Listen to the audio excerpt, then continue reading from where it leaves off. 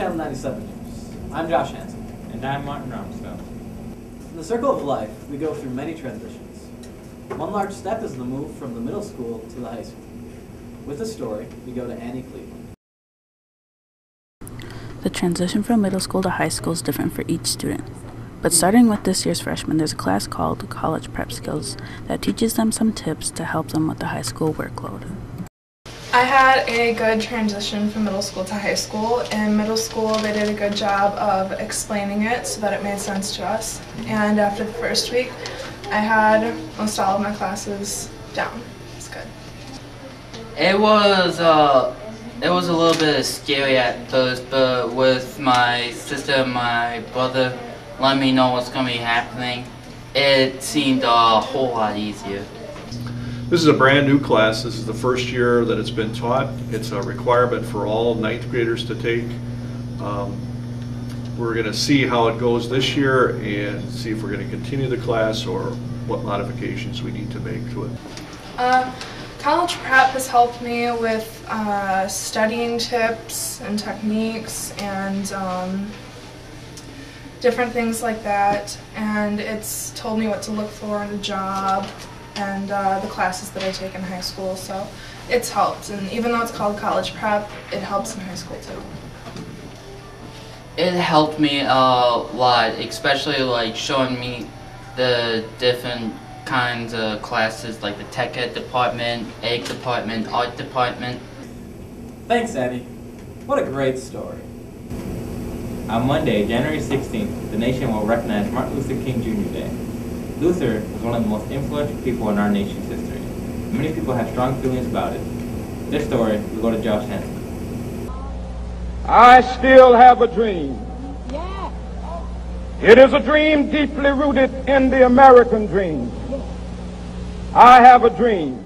That dream consisted of an America which would have equality for all. And according to speech teacher Carrie Peterson, the equality aspect is the most important part of Martin Luther King Jr. Day. Martin Luther King Jr. Day is a time to reflect on everything that he stood for, and most importantly, equality among all people. Perceptions of equality have changed through generations. It's been very black and white, but now people are seeing that there's a little bit more in between, and that there's a lot more difference in the world than you think there is. Band director Paula Hardy credits the improved equality to Martin Luther King Jr. and the work he did during his life. During the early 20th century, there were lots of different groups that were struggling for their equality, and this was an opportunity for one group to show how they were able to, and I think that spurred a lot of other different movements that then helped have better equality in the United States and around the world. Senior Sammy Windsor feels that we still have work to do, but is confident we will get to a point of true equality. I think it's still going to take a long time, but I think we'll eventually get there. I have a dream that one day this nation will rise up and live out the true meaning of its creed. We hold these truths to be self-evident, that all men are created equal. Thanks, guys. That was an awesome story. We now go to our sports reporter, Sam Red. Thanks, guys. It's been an exciting sports week at Black River Falls High School as we start off in the men's basketball department. The men had back-to-back home games Monday and Tuesday against Thorpe and Onalaska Luther. The men would drop both games as their record now stands at 1-8 on the year. The girls were supposed to travel to Nakusa on Thursday, but the game was canceled due to weather conditions. Now over to the hockey department. The men's hockey team traveled to Crescent on Tuesday night and came home victoriously with a score of 7-5. They went down to Altoona on Thursday night, and we did not receive sports scores from that night. At Black River Falls High School, we are privileged enough to have an active music department. This year, they will be introducing us to The City of Angels, a musical set in the 1940s. With the story, we go to Chris and get it. The school musical, an annual event at Black River Falls High School, has been selected.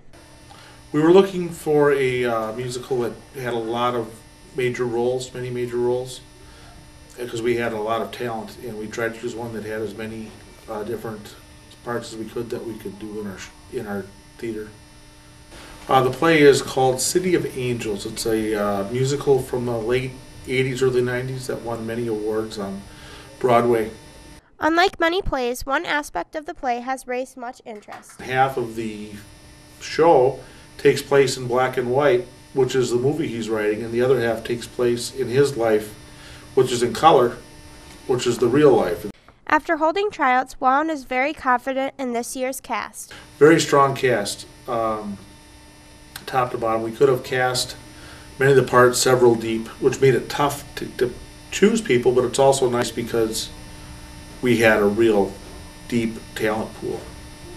Another highlight of the play includes a quartet of senior Michelle Johnson, junior Ricka Bakken, and freshmen Devin Newby and Zane Dukes. Music City 4, and what their part is sort of like a Greek chorus. They tell a lot what happens, and their parts are very, very difficult. Though the showing of the play is set for the weekend of St. Patrick's Day, the practices have already begun. So we're going to do a table read, which is everybody gets the scripts for the first time, and we'll read through the script together and talk about the show.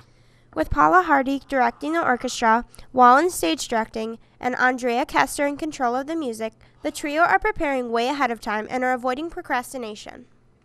A few years we've been procrastinating a little bit and then really had to white knuckle it into the end. I think that with this group and with as much time as we have, it should be a nice, well-prepared show. Sad that many years we couldn't have pulled off this show. So, very fortunate there. Thanks for watching Channel 97 News. I'm Josh Hansen. And I'm Martin Roundsell. Wait, managers! Oh, wow, great take, you guys. Great take. Good job. Here. Looks good, looks good. How you feeling? Oh, good. We're rolling.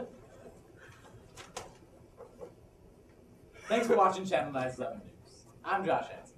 And I'm Martin Roundsell. Stay awesome, Blackbird Falls.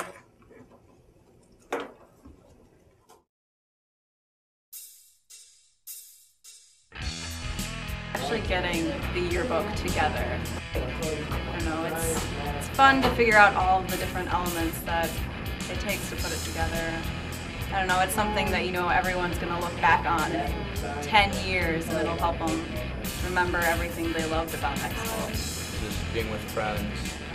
You know, I'm not the best writer, but it's enjoyable. Miss Tunes is a great teacher and it really helps you grow as a writer. The different personalities that we have combined in one class, and it's for a fun time. We do the sports section. Just get critiqued by not only the teacher but your classmates, and helps you know what your flaws are and help to improve your writing skills dramatically.